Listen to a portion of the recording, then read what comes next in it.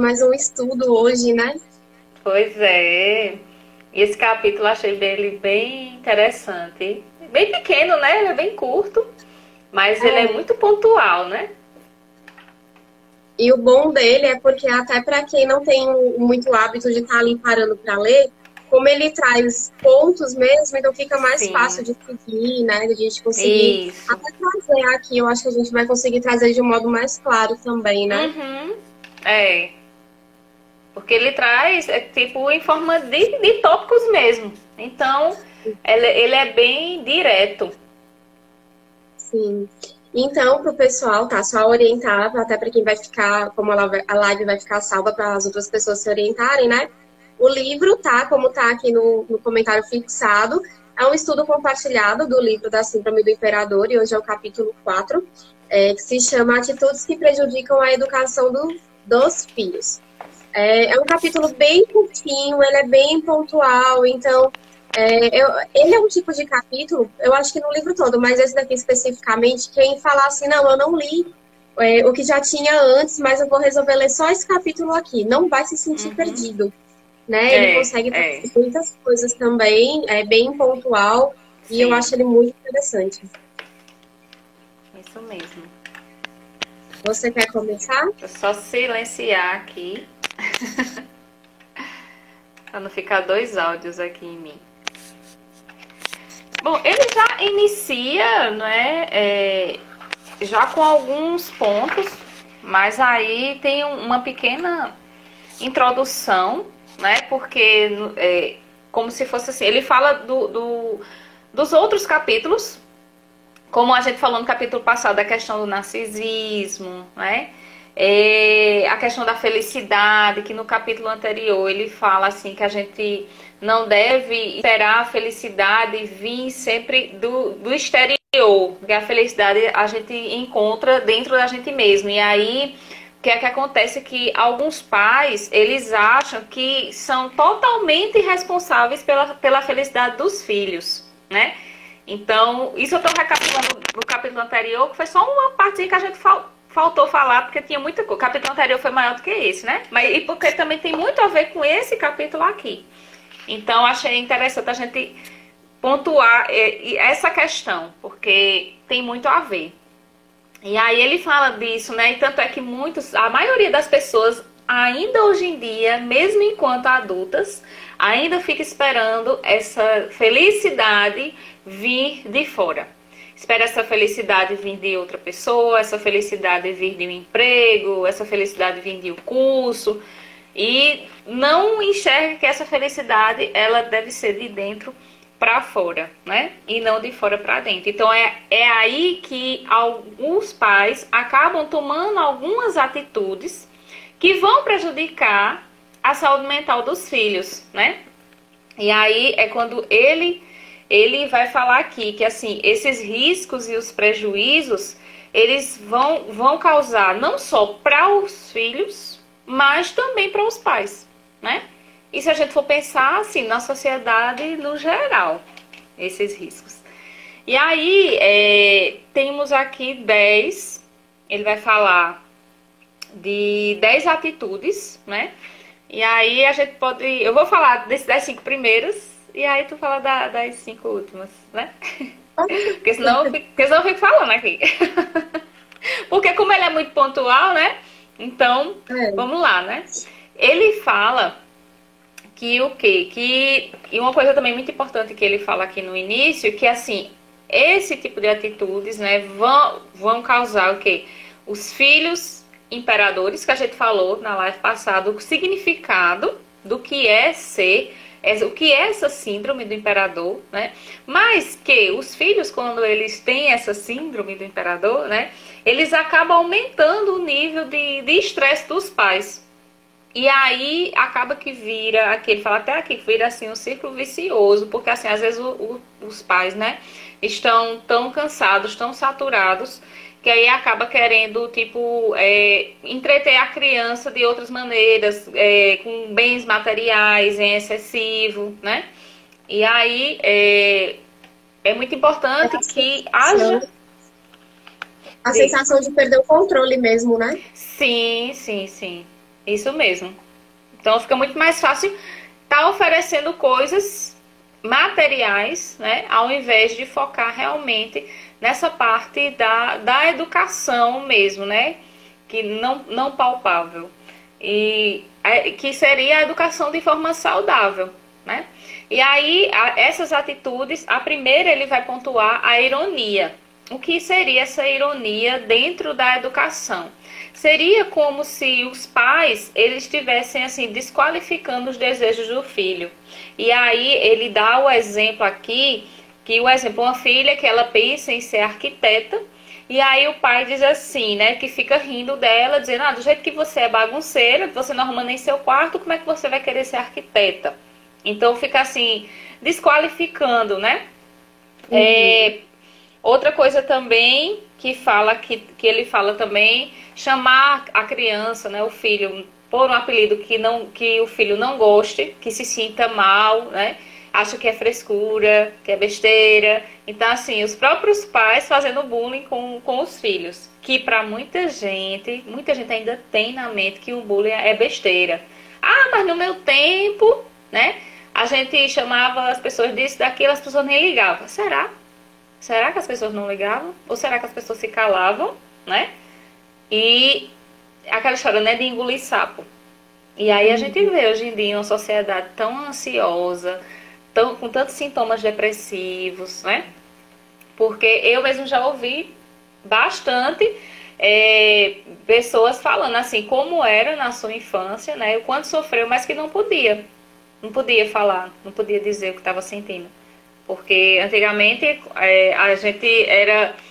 nós éramos doutrinados realmente a ficarmos calados, a aguentar tudo calado. E aí imagina isso começar dentro da nossa própria casa. Então, dentro da nossa própria casa, a gente ser desqualificado. Então, essa questão da ironia, né? Como esse exemplo que ele deu, que o pai diz assim: "Ah, seu quarto parece um lixão, todo bagunçado. E como é que você quer ser arquiteto e tudo mais, né?" Então, assim, poderia dizer: "Olha, como você tem interesse, vamos começar por aqui, por ali, né?" Questão do diálogo, né? De ouvir, né? Oi, Pedro. Pedro é aluno, né? É aluno da escola, é? Eu acho que ela não tá conseguindo ver direito na foto, mas eu acho que é. Fica aqui com a gente. A segunda, ele vai falar sobre o descaso e o menosprezo, né? Que é o quê? Não participar dos eventos dos filhos. Gente, isso é tão doloroso para os filhos. Tipo assim, tem um dia das mães, um dia dos pais, ou até um torneio na escola, uma apresentação na escola, um teatro, alguma coisa. E aí, como os filhos, eles têm esse sentimento dentro deles de querer se sentir aceito e importante. Não só os filhos, todo mundo, né? Todos nós temos esse desejo de se sentir aceito e importante. Então, as primeiras pessoas que nós temos como referências, nossa família. Então, assim, imagina, a gente tá lá esperando, né? E aí não comparece. Então, assim, como é difícil. Eu me lembrei agora de outra história, né? De uma pessoa que comentou comigo que quando era pequena, a mãe trabalhava e a mãe nunca pôde participar de nada. E ela já estava conformada, né? Ia ter um dia das mães lá e ela já estava conformada que a mãe não ia participar. E aí a mãe conseguiu, porque a mãe era empregada doméstica. E aí a mãe conseguiu fazer essa surpresa para ela. Porque ela disse que quando chegou no palco que ia ter a homenagem, ela já estava se sentindo mal, porque ia ter que fazer essa homenagem para as mães e a mãe dela não ia comparecer. E aí ela disse que quando chegou no palco, que viu a mãe sentada na plateia, ela disse que se emocionou muito, que chorou muito, que aquilo ali marcou a infância dela. Então, né? Então, quando os pais assim menosprezam mesmo, fazem pouco caso, ou então não reconhecer o esforço do filho, né? Então, isso tudo também, essa atitude também prejudica também. Outra questão também que ele fala aqui quanto à agressão física ou verbal, né? Que geralmente isso acontece pela própria falta de controle dos pais. Porque, assim, claro, a gente sabe que educar não é fácil e tudo mais, mas nada que um diálogo né? Não resolva. Lógico que assim, você pode até perder o controle, mas assim, a gente tem que ter muito cuidado. Por quê? Porque quem é o adulto na história?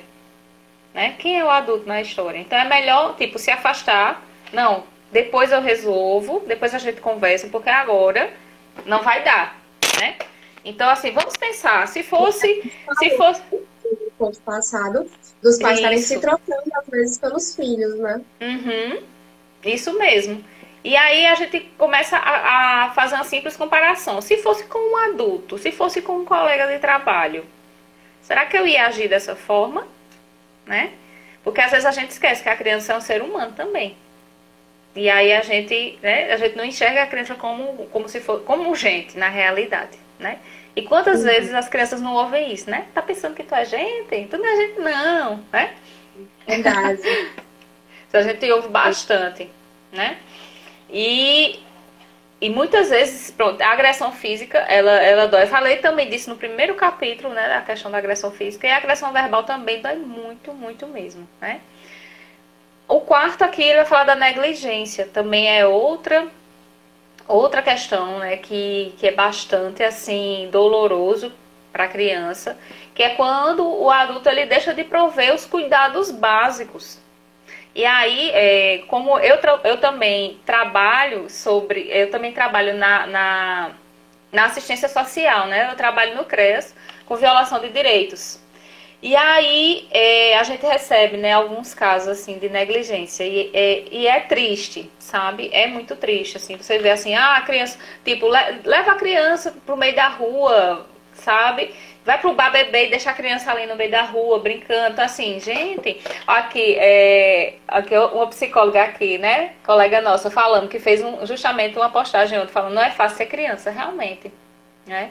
Não é fácil. E Muito aí difícil, por sinal. E os adultos ficam tentando comparar, porque na cabeça de um adulto, quando não para se colocar no lugar da criança, então que foi o que a gente até falou já, né? Eu tenho boletos, eu tenho contas, eu tenho uhum, isso, eu tenho responsabilidades, eu tenho tudo.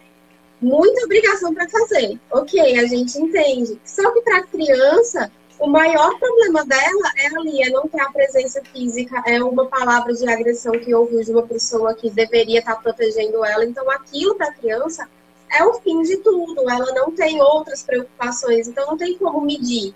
É a mesma lógica da gente comparar assim. Uma pessoa que saiu de um casamento de 10 anos e alguém que saiu de um namoro de 6 meses. E aquela pessoa de um casamento de 10 anos vai falar, você não sabe o que eu estou passando. uhum, Realmente, não sei o que você está passando. Só que para mim, que estou em um relacionamento de 6 meses e terminei, aquilo para mim é grave, porque é a maior dor de separação que eu tive. Então, se eu isso. tiver o senso de me colocar no lugar do outro, eu sempre vou achar que a minha dor vai ser maior do que a do outro. Então, inclusive, ou principalmente com as crianças. Isso mesmo. E quem sabe não seja exatamente por isso que a gente tem essa mania, né? O ser humano tem essa mania de sempre estar se comparando com o outro, comparando as dores, né? Não, minha dor importa mais, não, minha dor importa mais. Justamente por quê? Porque na infância eram deixados, né? Essa dor era deixada ali, então para ela é a maior dor do mundo, né? Então, é a questão de ser ensinada a empatia, né? Desde cedo, que a gente já falou aqui da questão das habilidades, né? Socioemocionais. Então, Uhum. essa negligência, então, assim, um exemplo, deixar a criança faltar na escola por bobagem, né? Porque a gente sabe, a gente precisa ter essa questão da responsabilidade. Então, não prover os cuidados básicos de saúde, de alimentação, de higiene, né? Já vi casos de criança assim, tipo, chegar no serviço ainda com a farda da escola, sujo, sem tomar banho, sem almoçar, sem comer nada. A única comida que comeu foi o lanche da escola, né? E chegar no serviço, tia, eu tô com fome. E a gente sabe que tem a questão também. Isso eu tô falando de famílias, assim, bem, bem carentes, né? Mas a gente sabe que, infelizmente, existem famílias que têm uma condição um pouquinho melhor, mas que é negligente, sim, né? Que até lá embaixo a gente vai falar um pouquinho sobre a terceirização, né? O quinto que ele fala é sobre a ameaça, que é o quê? Chantagear. Sempre tá chantageando. Não, se você não fizer isso, eu não faço aquilo. Se você não fizer isso, eu faço aquilo, né? E essa ameaça também é querer que a criança obedeça através de um medo. E a gente precisa entender que uma diferença, eu ouvi uma vez em uma live, né, de uma psicóloga, uma coisa que ela falou que me marcou, né, que ela fala assim, a gente não deve querer filhos obedientes, mas filhos cooperativos, porque a obediência, ela é cega, então assim, eu mando, você obedece, tá bom, cala a boca, né, e a cooperação é diferente. Então assim, é cooperar e assim, é ter o respeito pelo adulto e não o medo, porque quando você cria com punição, você vai conseguir ali um resultado momentâneo, mas de longo prazo, não. E aí, ela deu até um exemplo que eu achei fantástico, eu nunca esqueço, né? Sobre. Eu não sei se eu já comentei, é porque a gente já tá no 4º capítulo. Mas eu já comentei dos pardais da estrada, né? Já comentei, não. Quando a gente viaja, tem os pardais, né? De limite de velocidade, né? As lombadas eletrônicas. E aí, aquilo ali é o retrato de como é que a educação pela punição funciona. Por quê? Porque estamos nós lindos dirigindo no carro, pegamos uma estrada daqui para João Pessoa, né? E aí nosso carro dá 180, 200 km por hora, sei lá. E aí, só que assim, quando a gente vai no caminho, a gente vê que a velocidade é 80, 100, 80, 100. Não tem nenhuma placa falando que é acima de 120. Mas a gente tá acostumado, né? Não, vamos embora. O carro dá até 120, 140, 160. Meta o pé e vamos embora. Quando vai passando por esses pardais, né? Por esse limitador de velocidade, não, eu vou parar que é para não levar uma multa, que é o quê? A punição. A punição vai ser a multa. E aí, não, freio um pouquinho, diminuo a velocidade só nos pontos que eu levaria multa se eu passar direto.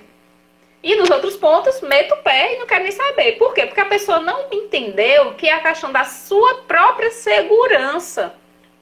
Então não tem nada a ver com a multa. Né? Se a gente for pensar, para que o cinto de segurança? Será que é só para eu levar multa? Não. É para minha segurança, é minha vida.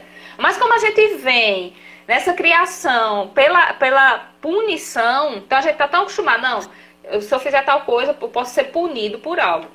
Né? Então, eu achei bem interessante essa analogia que ela fez, né? Então, acaba que a gente se torna esse adulto, como se fosse aquela criança. Então, assim, quando a gente tem essa criação pela punição, então, eu não vou fazer porque eu posso apanhar. Não. Aí onde vem a obediência. E a cooperação seria, não, eu não posso fazer isso porque isso é errado. Né? Porque isso prejudicaria outra pessoa. Então, essa consciência que a gente precisa já começar a trabalhar com as crianças, desde cedo, né? E aí, a gente sempre enfatiza. Então, para isso, é preciso que nós, enquanto adultos, passamos a rever também muitos dos nossos conceitos, muitos dos nossos princípios, né? E derrubar também muitas crenças que a gente tem dentro da gente, pela forma que a gente foi criado, que antigamente não existia, assim, essa informação que tem hoje, né? Não é se punir, se culpar, não.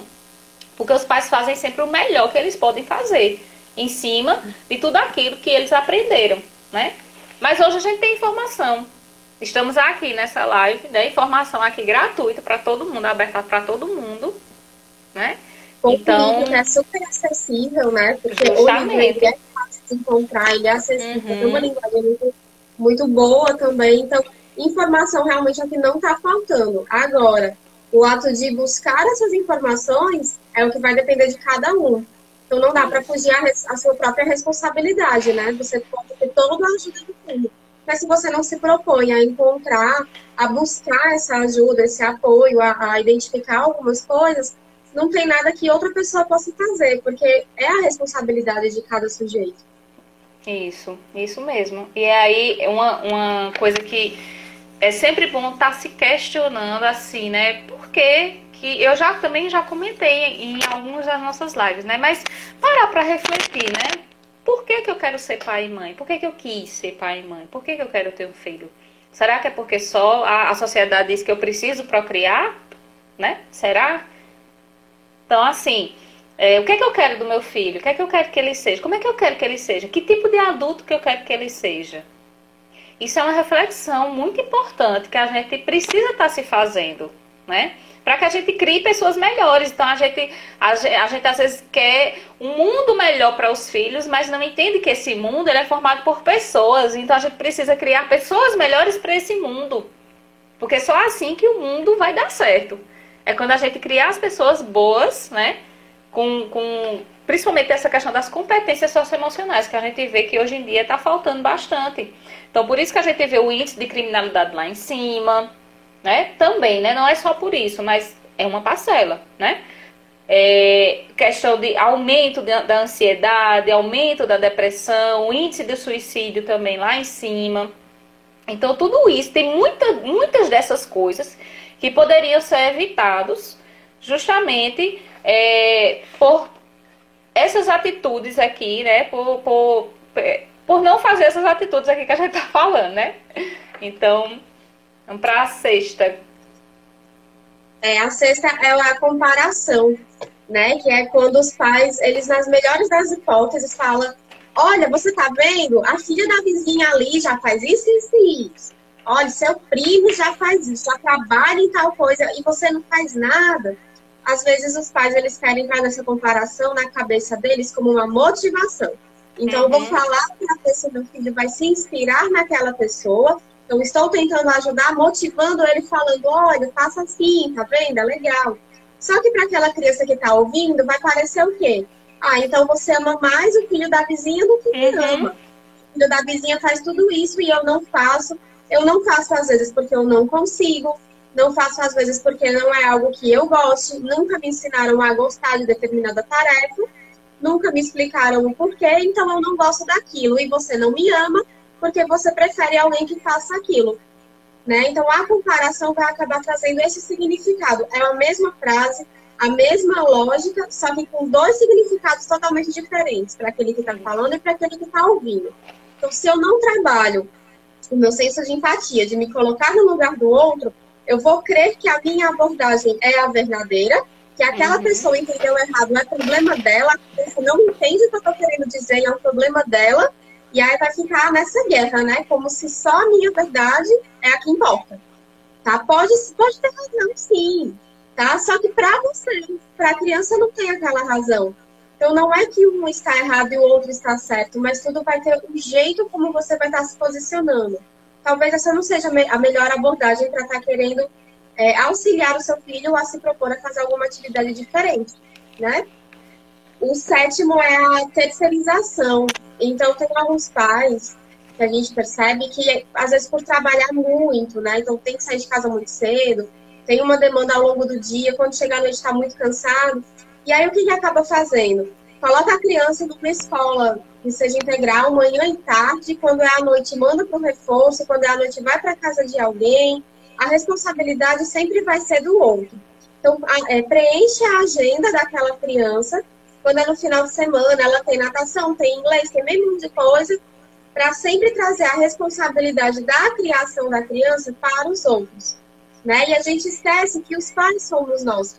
Não que você vai ter que abrir mão da sua vida. Não é isso que a gente está dizendo. Só que, como Cíntia bem pontuou, no momento em que você se interroga por que eu quero ser pai, por que eu quero ser mãe, tem coisas que você vai ter que levar em consideração de o que eu vou ter que fazer, o que eu vou ter que estar abrindo mão nesse momento para estar auxiliando na educação dessa criança.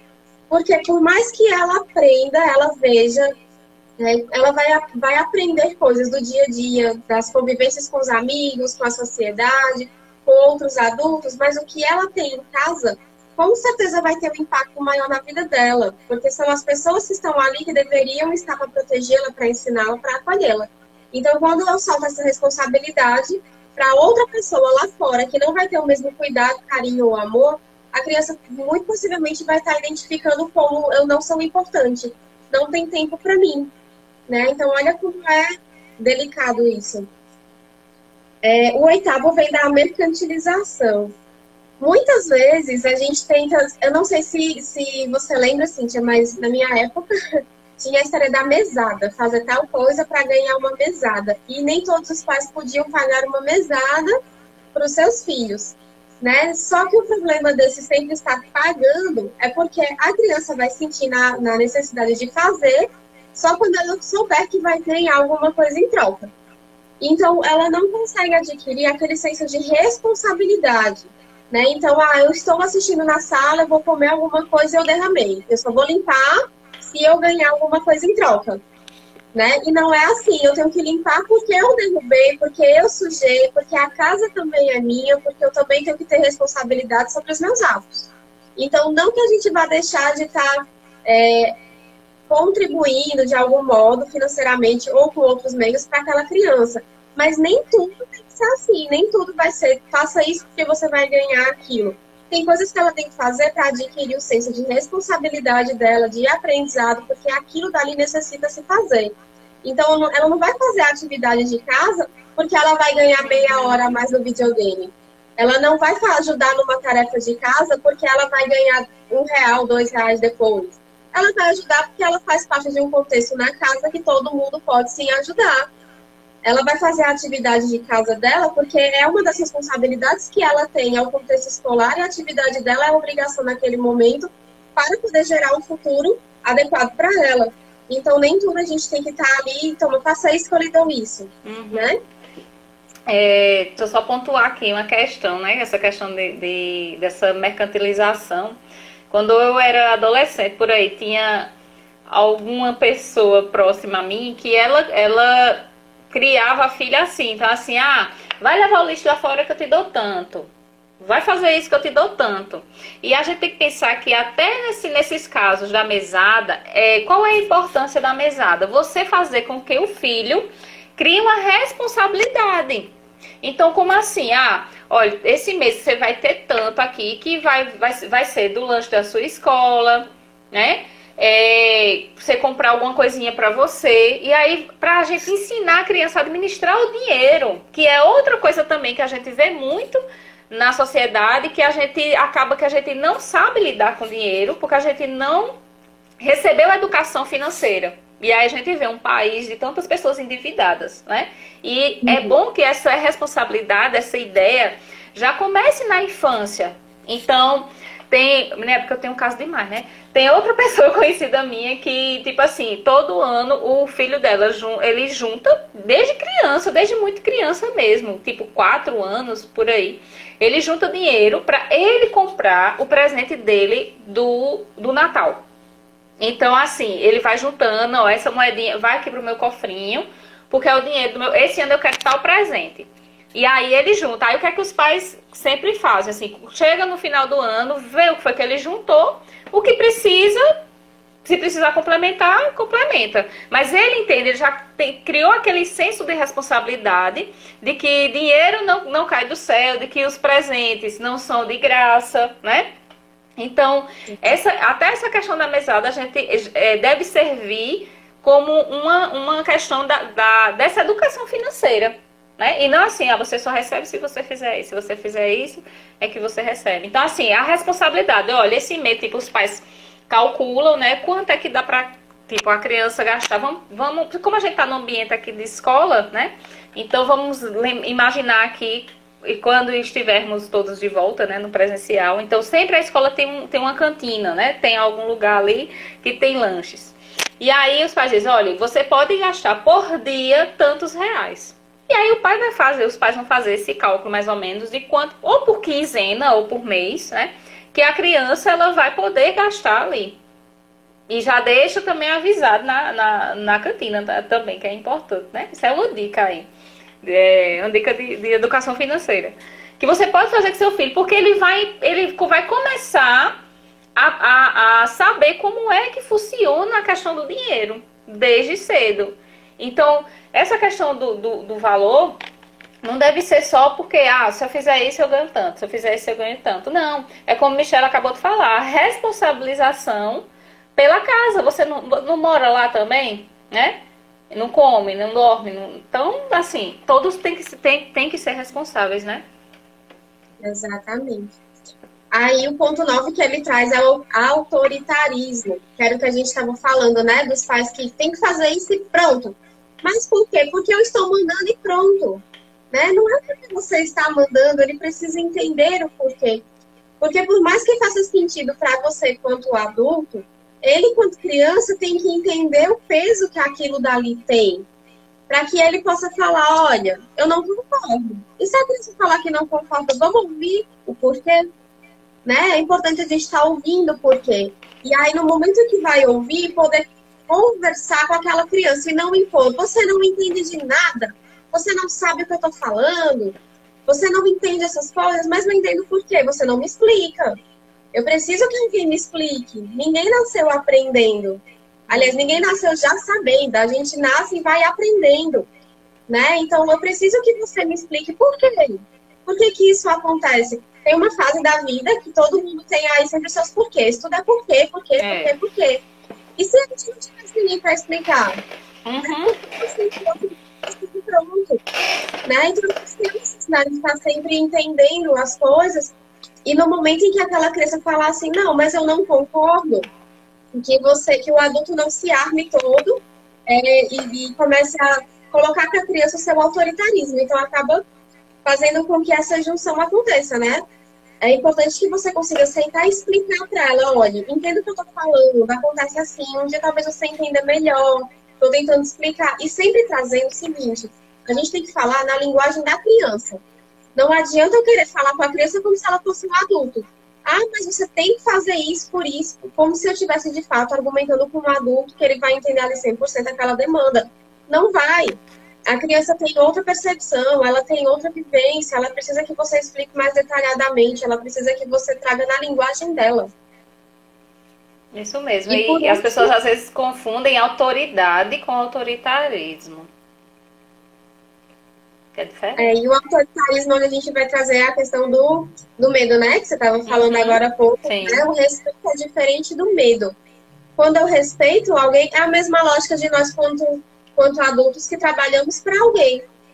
Né? A gente tem um gestor ali. Esse gestor, o que ele impõe? Ele impõe medo ou ele impõe respeito? Né? Porque o medo ele pode estar impondo ali, mas o respeito é algo que ele vai ser conquistado.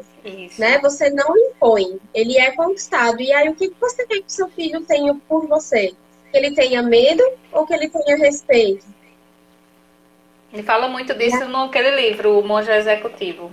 Eu acho bem interessante. Tem uma fala assim, que ele fala, né, disso daí, dessa diferença entre autoridade e poder.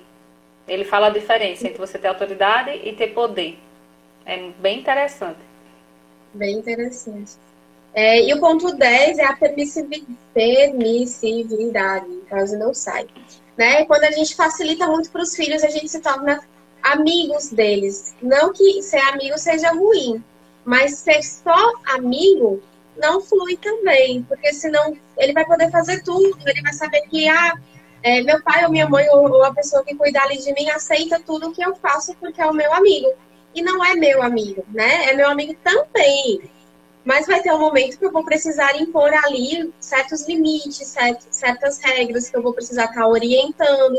Então, se torna só o meu amigo, eu não vou conseguir ter essa conexão de respeito também. Porque uma amizade sempre vai estar ali, volta e meia, principalmente com as crianças, a gente vê que às vezes rola um desrespeito, né? Um modo como se fala. E aí, de repente, os pais não gostam, só que eles já permitiram aquilo. Porque eles estão se colocando na mesma posição de amigos e aí acabam esquecendo que pode existir essa via também. E aí, depois, para conseguir voltar tudo, vai acabar precisando, sentindo, na verdade, que precisa fazer o uso do autoritarismo, né? Quando, na verdade, tudo isso poderia ter sido evitado. Então, nada que for extremo demais, ele vai funcionar. Né? Tudo é uma questão de equilíbrio. Tudo que a gente traz aqui, como a gente já falou, são dicas. Só que essas dicas vão depender da sua rotina, vão depender da sua logística com a sua família, vão depender do seu contexto familiar, do modo como você vai estar colocando ali. Isso mesmo. Porque aí tem a questão da referência, né? Que as crianças elas precisam de alguém, de uma referência para elas, né? Então, quando a gente é permissivo demais, então não vai existir essa referência. Porque, como o Michel mesmo falou, a gente não nasce sabendo de nada. A gente precisa ser conduzido ali, né? E a primeira referência que a gente tem é a nossa família, né? E é através dele que a gente precisa aprender essas coisas. É justamente onde entra um comentário que todo mundo fala, né? A gente aprende não só pelas palavras, a gente aprende muito mais pelos gestos que a gente está vendo ali. Uhum. O que adianta eu falar não faça tal coisa se eu vou lá e faço? Os meus atos vão falar muito mais do que as minhas palavras. Não tem para onde fugir disso. Verdade. Né? Então, essas daqui são as 10 atitudes que prejudicam a educação dos filhos, né? Como a gente falou, ele traz 10 logo nas 3 primeiras páginas. Então, são bem curtinhas, são bem interessantes e também são muito profundas quando a gente consegue parar para analisar todas elas.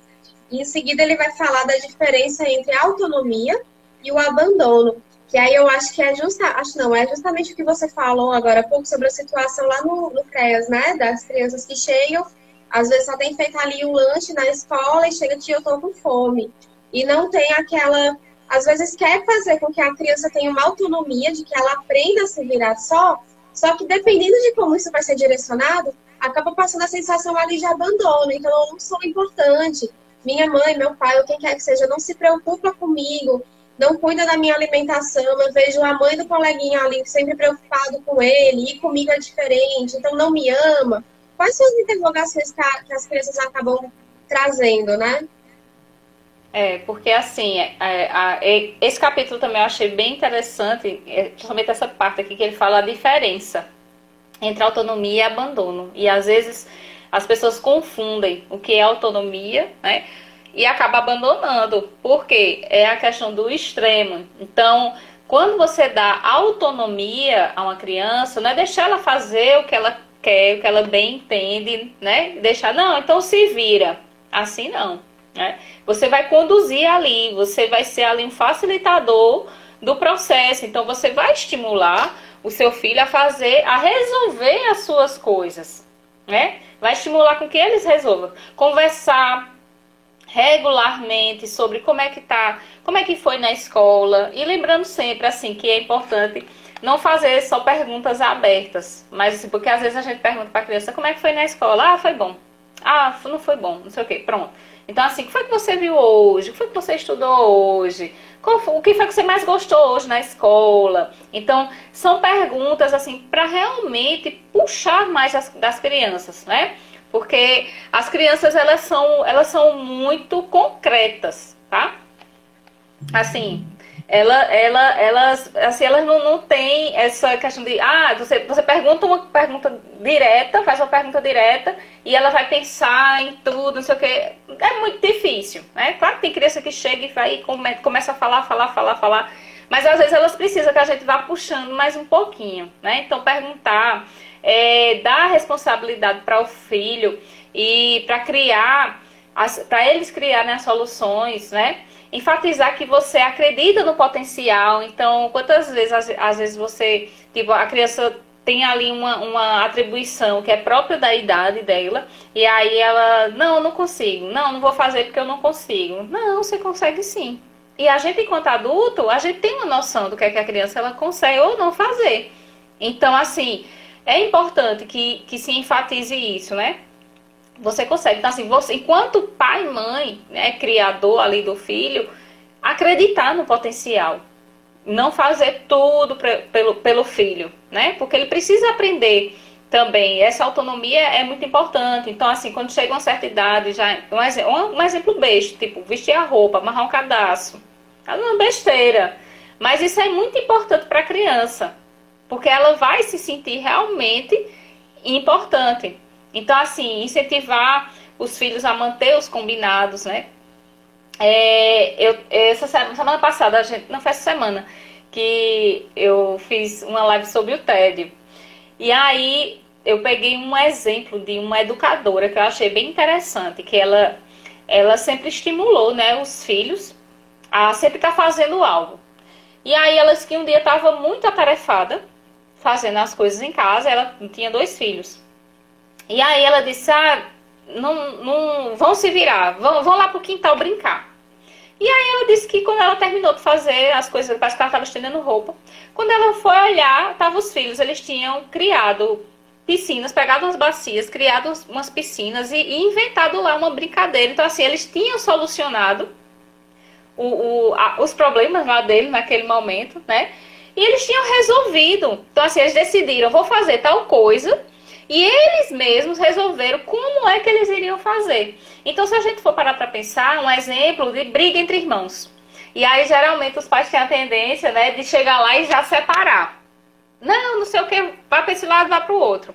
Mas qual seria, né, qual seria a dica? Chamar os dois, pegar os dois juntos. Vamos solucionar isso.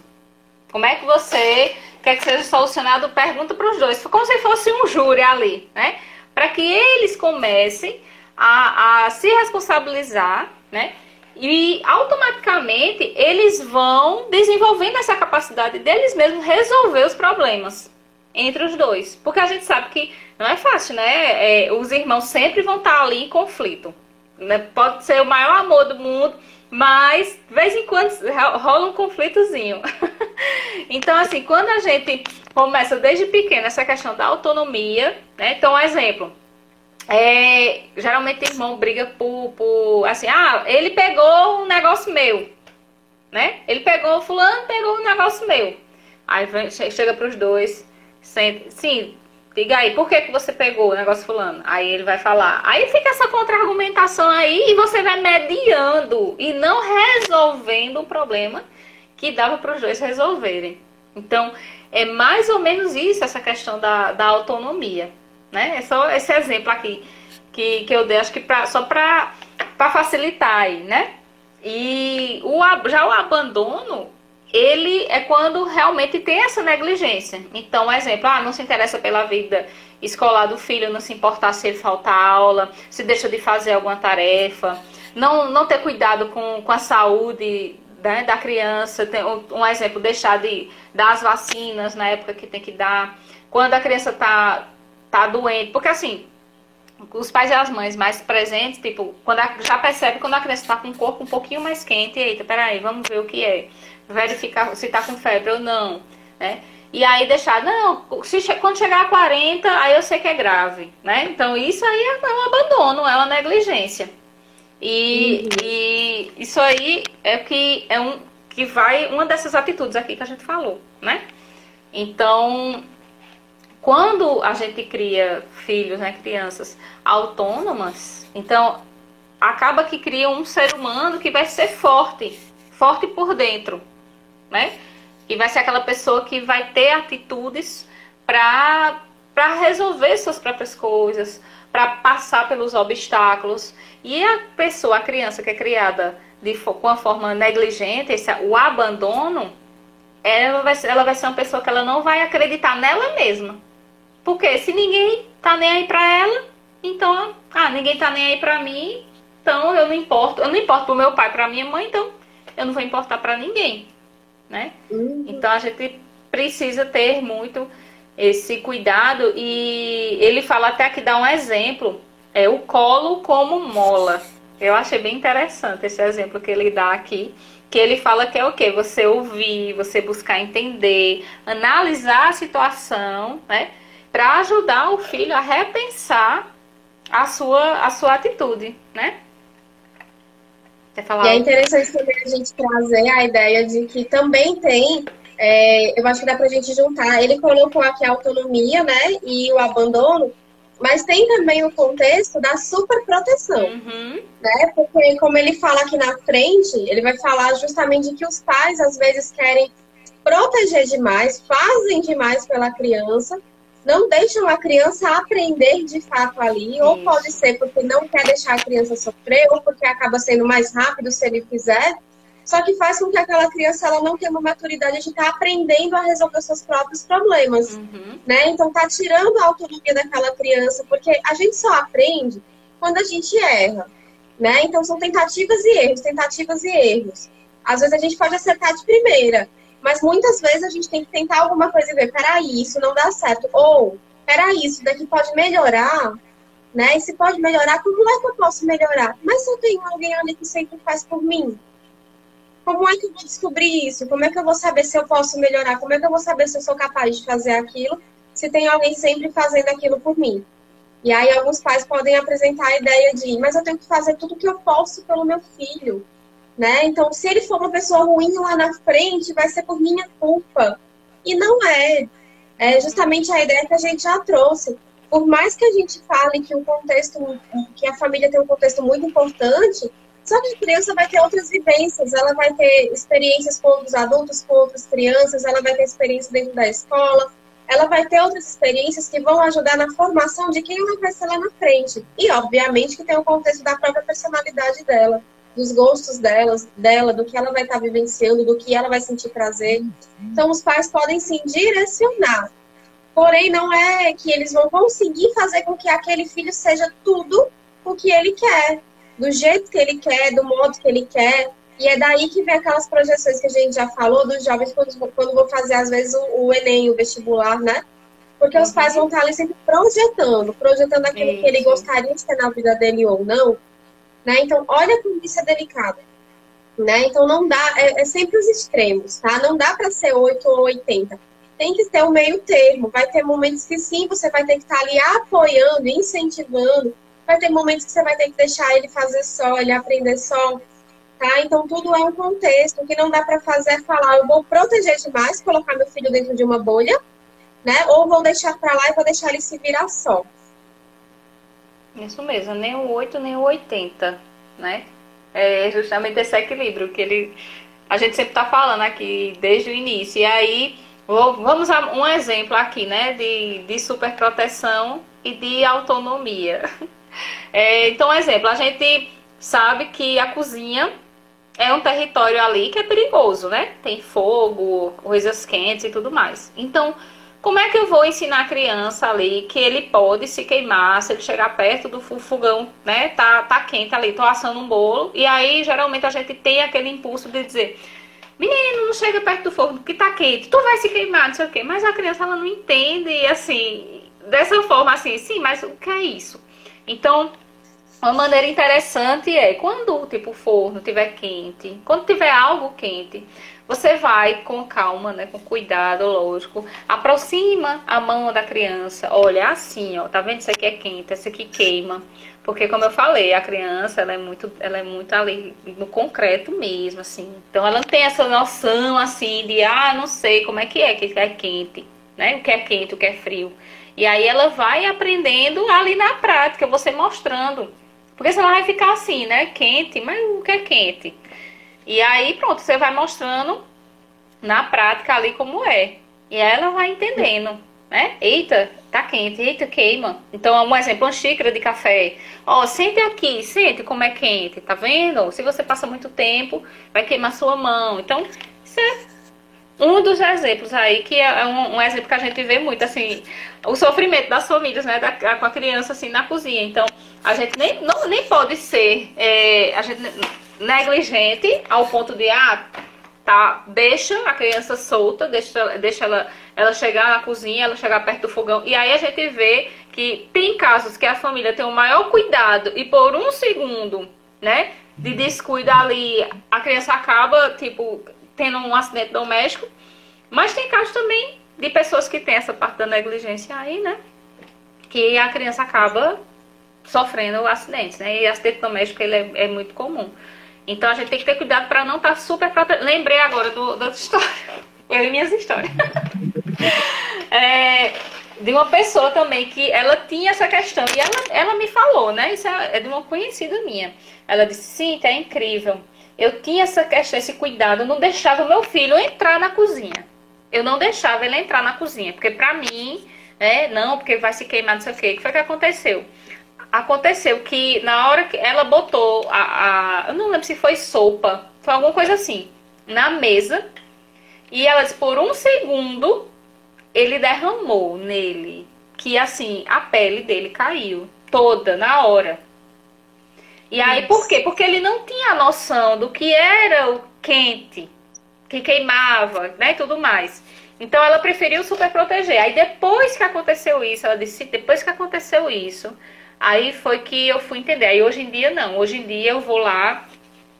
Tanto é que ele ficou internado muito tempo no hospital para recuperar tudo, né? Como, graças a Deus, criança se recupera, né? A recuperação é mais rápida, assim, né? A pele se regenera, né? Melhor do que em nós adultos. Então, hoje em dia você olha para ele e você não vê que ele não teve nada. Mas, assim, foi justamente por essa super proteção que ela tinha, né? Querendo proteger ele de tudo. E aí a gente vê que a gente não pode, a gente não tem como proteger os filhos de tudo. Então sempre pode acontecer algo, né? Então, assim, estava no território dela ali. Mas ela não conseguiu proteger. Aí ela disse, não, hoje em dia eu chamo ele para cozinhar junto comigo, com todo cuidado. Não é muito melhor? Porque a criança, ela tem a curiosidade. Como eu já falei aqui, né? A criança, ela é uma cientista nata, né? Então, ela tem sempre essa curiosidade de estar aprendendo. Vamos falar sobre os tipos de pais, né? Porque daqui a pouco... Porque já tá acabando, vai ter que ser bem breve. Mas o bom é porque os tipos de pais que a gente tem aqui, que são 4, né? Eles acabam tendo muita relação justamente com as atitudes que a gente falou que prejudicam os filhos. Então, elas acabam entrando. E o primeiro são os pais negligentes, né? Que é o que a gente está falando aqui, que tem toda a questão do abandono, os pais que ali eles estão deixando sempre os filhos de lado. Então, eles realmente eles são negligentes com a educação de um modo geral, com as crianças.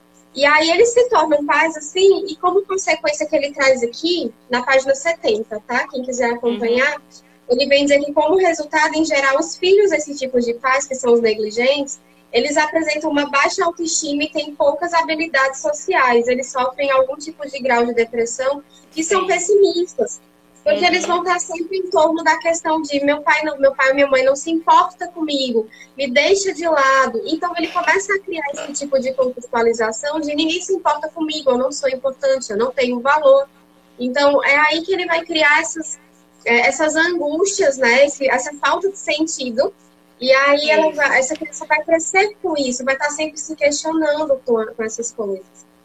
E ele fala até também que essas pessoas têm tendência a eles serem negligentes, descuidados com sua própria saúde, né, ter maus comportamentos e não levar a vida a sério. E tem também medo de tentar. Então, olha só, né? Exatamente. Muito interessante. Vou falar do permissivo agora, que a gente intercala. Okay. E aí os pais permissivos são aqueles que vão ter poucas regras e muito afeto. Então é como se compensa a falta de regras, de firmeza, com muito afeto. Então vão acabar cedendo facilmente, sendo também facilmente chantageados e aceitam tudo. E aí vão minimizar também as consequências dos atos, né, das crianças. E aí não há uma cobrança e nem a bronca. E aí, como consequência, essas crianças vão se tornar pessoas com autoestima baixa também, a autoeficácia também baixa, pessimismo também, pessoa mais pessimista, com falta de confiança na sua própria vida, né? E na vida no geral e no futuro. Vai ter também poucas metas e expectativas. E também uma falta de referência, né? Porque a gente falou agora há pouco que os pais permissivos, eles acabam que a criança não vai ter essa referência, né? Então, as consequências são bem, bem complicadas, né? Exato. O terceiro tipo aqui são os pais autoritários, que eu acho que não precisa nem muitos comentários, né? Que a gente já trouxe aqui, da questão justamente do o que você vai estar impondo como respeito, o que você vai estar impondo como medo, a importância do diálogo. Então, quais são os tipos de consequência que você vai ter a partir do momento em que o seu filho tem medo, mas não tem respeito de você? Né? Então, esses são os pais autoritários. E o último é contigo, Cíntia. Aí, deixa eu só falar aqui as consequências, porque eu separei aqui o que é e as consequências, bem rapidinho, né? Os pais autoritários, eles acham que estão oferecendo proteção e segurança, né? Mas é uma firmeza excessiva. E aí pode trazer essa insegurança, a desmotivação, não desenvolve boas relações sociais, traz também uma baixa autoestima, também depressão. Essas pessoas que foram criadas por pais autoritários vão ser pessoas sem ambição, e a gente sabe que a ambição é importante, a gente não pode ter ganância, que é diferente. E aí podem ser apáticos e ao invés de serem ambiciosos, são gananciosos e perfeccionistas, que é para compensar o medo do fracasso, né, ou obter esse reconhecimento dos pais.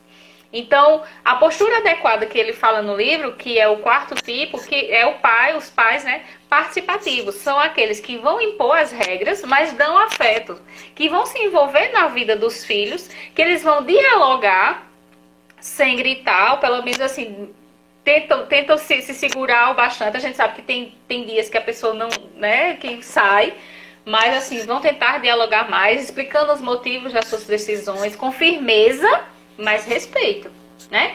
E não vão desprezar, nem rebaixar, nem desqualificar essa criança. Então, assim, eles vão investir nessa sua atitude diante da sua família. E aí ele até fala que a firmeza é diferente da violência. Então, você ser firme é diferente de você ser violento. E aí, esse tipo de pais, né, participativos, eles vão contribuir para a saúde mental dos filhos. E aí, como consequência, esses filhos vão desenvolver uma boa autoestima, vão ser mais otimistas, confiando nas suas próprias habilidades, né? E sabem que vão conseguir enfrentar os desafios e superar os obstáculos. Então, como ele fala, né, que esse é o pai participativo, o que é o ideal, né? Exato. Então a gente finaliza com os 4, porque aí o pai participativo, que é o quarto, né? Ele vem trazer todas os prós aí, porque a gente viu que os outros 3 têm toda essa demanda. E a gente trouxe também as 10 atitudes. Então esse capítulo ele é muito proveitoso, ele é curtinho, mas ele é cheio de conteúdo. Então a gente finaliza ele por hoje, né? Uhum. E a gente se encontra próxima semana, 3h30 da tarde, na quinta-feira, pra gente ir pro capítulo 5, tá bem? Isso mesmo. Então, Cíntia, muito obrigada novamente por estar aqui mais um dia juntos com a gente. Agradeço muito, viu? Eu que agradeço. Tchau. Tchau, pessoal. Até a próxima semana.